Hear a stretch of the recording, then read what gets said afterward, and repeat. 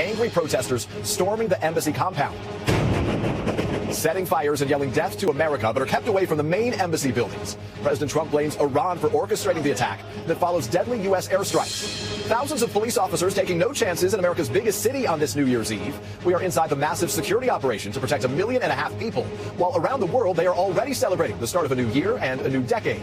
The epic battle down under, Australia consumed by more than 100 wildfires. Really, really scary, and it's coming straight for us. Thousands trying to escape the scorching heat by hitting the beach and the water. Animals in a desperate fight for survival. The dramatic scene in Florida after a boat slams into a jetty, the amazing rescue on the rocks.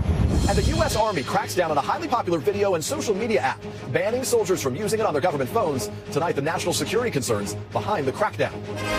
This is NBC Nightly News with Lester Holt.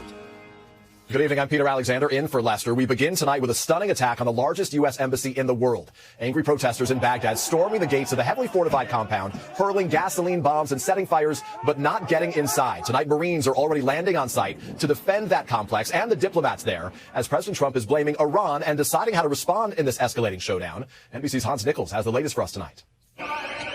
It was a sudden and brazen attack. Thousands of Iranian-backed demonstrators chanting death to America as they stormed the U.S. embassy in Iraq, here using a battering ram to try to pierce the armored entrance, lobbing smoke bombs onto embassy grounds, met with tear gas and stun grenades. Embassy guards watching from the roof. Protesters lighting fires, though they never got inside the walls of the massive embassy complex. Tonight, the Pentagon dispatching 100 Marines from Kuwait to shore up defenses. President Trump tweeting the U.S. embassy in Iraq is and has been for hours safe, and that Iran will be held fully responsible, adding they will pay a very big price. This is not a warning, it's a threat. The demonstrators are angry over Sunday's U.S. airstrikes against Iranian militias in Iraq and Syria. Those strikes retaliation for an attack on a U.S. base that killed an American contractor. Secretary of State Mike Pompeo reacting late tonight. I'm confident President Trump will authorize whatever it takes to keep American young men and women safe. The U.S. still has some 5,000 troops in Iraq who have been a recent target of Iranian-backed violence. Tonight, U.S. Apache helicopters shooting flares to disperse crowds at the embassy. The fact that we are sending the Marine fast teams and moving helicopters overhead is an indication that we are taking this very seriously, and it is a very, very dangerous situation. And Hans joins us now. Hans, the president is also facing another global challenge this evening from North Korea's dictator Kim Jong-un.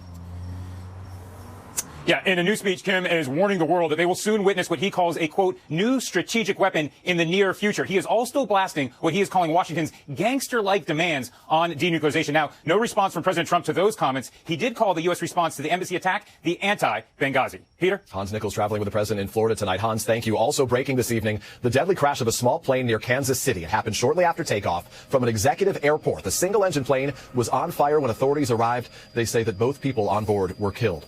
It is already the new year in much of the world, where people are celebrating the start of the new decade. And here in New York, they're getting ready for the most famous New Year's spectacle, the ball drop in Times Square. NBC's Stephanie Gosk is there tonight. Stephanie, the police are out in force. Yeah, they certainly are, Peter. You know, the more than 1 million people that are expected here packed into Times Square tonight will be surrounded by layers of security. The NYPD has thousands of boots on the ground. They also have officers in some of the high-rise hotels. Everyone who comes in here gets searched. Among the things they can't bring in, alcohol, backpacks, and chairs, and that's really only naming a few of the things. There are also trucks filled with sand that are blocking all the streets that lead into the square. Now, it's the kind of security that people who attend an event like this expect to see. The city of New York takes no chances with this more than century-old tradition. As one NYPD official said, this Times Square tonight will be, quote, one of the safest places on planet Earth. Peter? All right, Stephanie, have fun and stay safe out there. Thank you. The good news for those revelers, the weather here in New York is above freezing, and it's pretty good for the rest of the country, too. There is some snow around the Great Lakes, and a Pacific storm will bring heavy rain and mountain snow to the northwest. Tomorrow, it'll turn milder for much of the country with some snow in the Rockies and heavy rain in South Texas. Halfway across the world, a catastrophic situation is playing out in Australia, where massive wildfires are forcing thousands of people from their homes this New Year's Eve. More than 100 blazes threatening both Australia's people and its iconic animals. We get more now from NBC's Matt Bradley.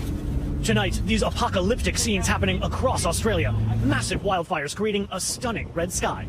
Thousands huddling on the beach, desperate to escape the scorching heat from the flames. Pretty extreme. It was very scary. Everything then just went woof. These people sheltered in a boat enveloped by smoke. So we're back in the caravan park because the fire is along the beach now. Overwhelmed firefighters, most of them volunteers, now battling some 120 separate fires. As Australia called out its military to help, every living creature scrambling for safety. Smoke from the bushfires closing in as a herd of kangaroos desperately hop away from the flames. And as temperatures soared, koalas face dehydration.